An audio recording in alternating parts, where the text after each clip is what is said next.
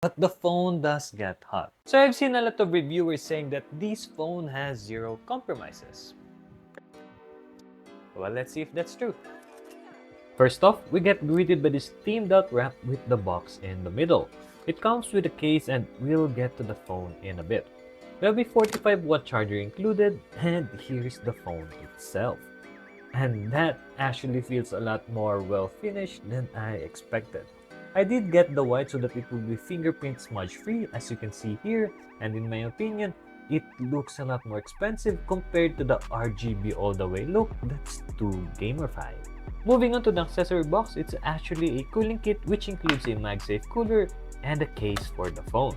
The build on this phone is plastic all around and it is quite slippery. It has a big nice screen but it tends to be hard to type on with one hand only, so I had to resort using two hands whenever I type with this phone. I like how the light strip on the back has more fluid animation to it, and as well as it's actually usable now and not just a gimmick. You can use it for notifications and even as a marker for your timer when taking photos. If you've been on the Tecno 5 or even just the Nothing A series phones, without a case, the back plastic of those phones are definitely smudge magnets and you'll end up needing to clean those every single time or just hide it in a case, which actually defeats the purpose of flexing out the design, just for the sake that it won't get dirty. And that's something that Infinix was actually able to avoid with their white model.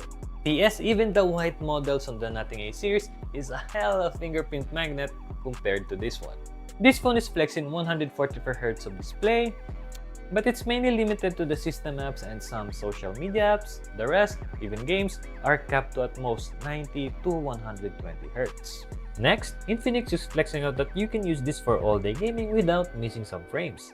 But that actually will only be possible when you can keep the phone cool with the cooler, as the phone does get hot after a while of gaming and throttles down. You have triggers which are really useful in playing shooting games, and I'm not really a fan of COD Mobile, but I got hooked playing because of those triggers. As the certified MPL phone, esports games and even some other heavy games are playable on this. By the way, you also unlock Ultra Performance mode when your phone is connected to the MagSafe cooler, and it definitely helps out with the temps as well.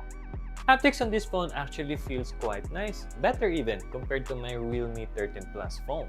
You also get a really loud speaker which they say was tuned by JBL.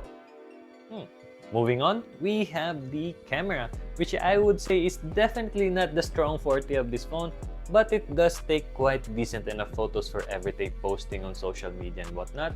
And as well as I'll give kudos to the video stabilization of this because it's actually quite better compared to the 13 Plus that I've been using. The phone does get hot. The cooler works, but the phone does get hot. So if you're one of the lucky ones to get a free kit like this, then congrats to you. If not, you're gonna have to find a third-party kit that you could use for this phone because it definitely gets hot. For the price of this phone, you're actually getting a lot more out of your money compared to the other phones of similar price. You get bypass charging, wireless charging, and even reverse wired and wireless charging. Something I also like is they copied a similar feature to Apple devices where you can actually see the max battery capacity that your phone can still have. So is this phone that's almost 14K well worth it? 12K if on sale?